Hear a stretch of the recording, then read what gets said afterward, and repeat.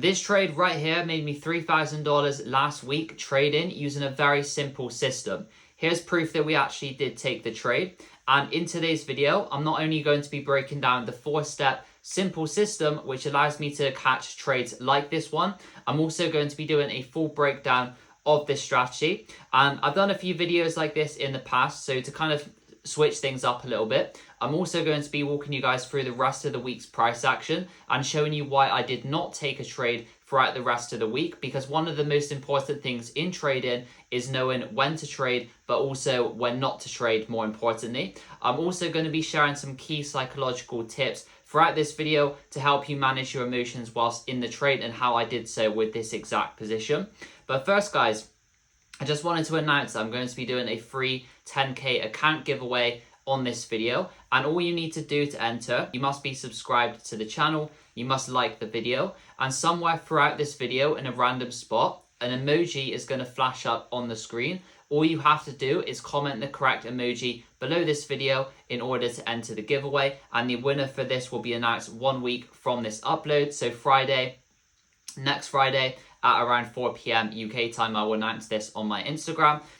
So yeah, guys, let's go ahead and head over to the charts now, and we'll get straight into this trade breakdown. All right, guys, so thanks for joining me here over on the charts. So let's get straight into things. The first thing that I always do, and the first step in the system that I mentioned in the introduction, is to just identify higher time frame direction, right? So here over on the daily chart, what I was essentially seeing on EURUSD is that for the past kind of couple of months now, and really since the beginning of the year, price has been in this clear uptrend on the daily time frame and the higher time frames, and basically just marking on the current structure, right? We can see that price retraced into this area of demand, held demand, pushed back up, broke into new highs right here. So just marking that on as a breaker structure. This is one of the things that I like to do when coming to the charts, just for more clarity, is mark on any of the areas that price previously reacted from, and also mark on any of the key breaks of structure, such as this one right here. You can then see price began to retrace back down, but once it comes to this point and sweeps the daily liquidity into this area of daily demand, this one was already mitigated. But one thing I will personally do is, if you have an initial touch of a demand like this, and then price comes back down, re-grabs the lows, and then pushes away from it again and shows clear bullish intent, I will go from this zone again, basically just mainly focusing on the higher time frame liquidity, but also using this demand as kind of like an extra confluence. And then ever since price reacted from this demand and swept the liquidity, we can see that clear bullish intent coming in.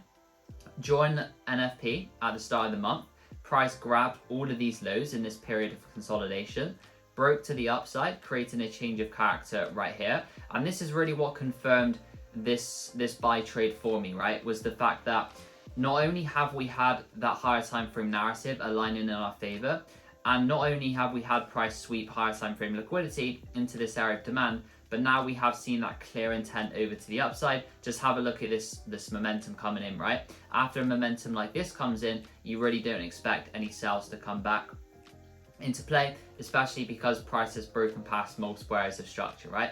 Throughout the rest of the week, we saw price react from this area of demand, sweeping some consolidation lows into it. This was a nice entry opportunity as well.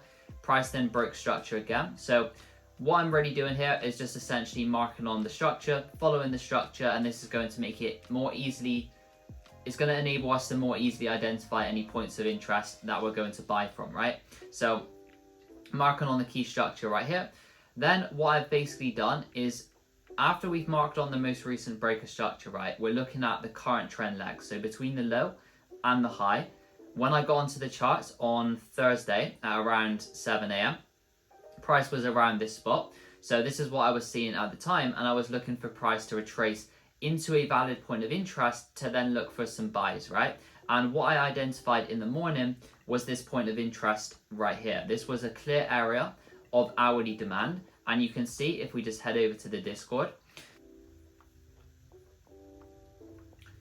So right here, you can see I had two different points of interest marked. I had this 30-minute one, and then also this hourly one below, which is this one that we have on the charts right here. And then the 30-minute one was this area right here. But as you can see, once price pulls back into this level, if we just play price forward a little bit, price starts to react from it a little bit, but we didn't get any confirmation.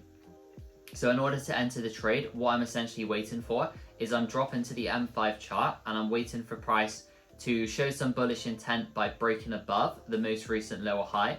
And in this case, you guys can see price just consolidated, didn't present an entry, therefore there was no trade from this area. So what I did then was just basically move on to monitoring the more discounted POI, point of interest, which is this one right here. Once price came into this level, as you guys can see, and one thing I also liked about this area, by the way, is it was in a discount, if we just take the fib tool. So for anybody unfamiliar, a discount is anywhere below the 50% of the current trend leg. As you can see, this one was very much in a discount. And also we had multiple lows swept into this POI, right? So we had this kind of this low, and this low. Lots of liquidity was taken out into this point of interest. And also look into the left as well. And this is one of the confluences I like to use and emphasize inside VIP, is ask yourself the question, when looking to the left, is price reacting from anything significant that would likely cause a reversal of this overall bullish trend, right? And in this case, even if we zoom out to the daily, you can just see price was just in this random imbalance. There's literally zero reason for it to reverse from this point. So based on this, I was expecting continuations higher, and I was expecting this move down just to simply be a retracement rather than being a complete reversal for more sells, right? So once all of these confluences kind of aligned, and once price came into the point of interest, this is when I jumped over to the M5 chart. And again, I'm simply waiting for that standard M5 entry confirmation, which is to see price go from printing lower lows and lower highs to printing a higher high, showing that clear bullish intent and showing that it wants to flip back bullish in this POI, right? Which is a good indication that the point of interest wants to hold. So here we can see price reacts from this area, pushes up initially, comes back down, regrabs the lows, and then the change of character, if we just zoom in, was once price broke above this lower high. This was the most recent lower high, if we just mark this on. So we had price coming down in this downtrended structure, lower low here, lower high, lower low, higher high created. That is what we want to see. And in this particular case, we can see where is the area of imbalanced demand that created this change of character.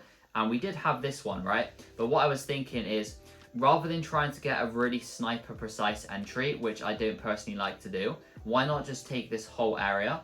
Because this is kind of the whole area of consolidation that caused the volume coming into the market. So what I would personally rather do is enter on this whole area with a slightly bigger stop, rather than always trying to get a really ultra precise sniper entry, which what I've personally found from 5 years of trading now is that, you know, even when price does come to your really over refined zone, 9 times out of 10 it's not going to hold and price is just going to go lower. So what I personally do is have this more general approach of entering over the whole area which created the change of character and which created the imbalance, rather than trying to get that really precise entry. And as for targets, this is when the simplicity of this system comes into play. I simply mechanically target a 1 to 3 risk to reward, right? So on every single trade, I'm just going to set my risk to reward to a 1 to 3, and I let the trade play out to stop loss or to take profit.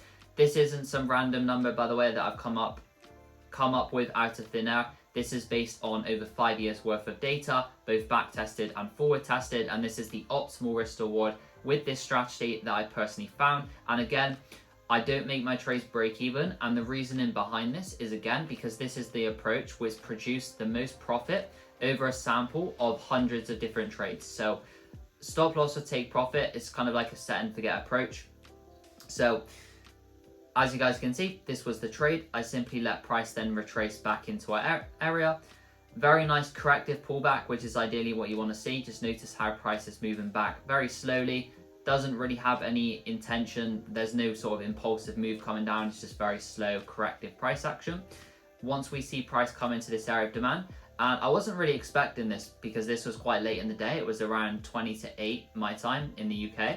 And once price tagged us in, we had all of this volume come into the market, and the TP was hit within, I think it was like an hour and a half. So very unexpected for that time of day, but very nice trade regardless.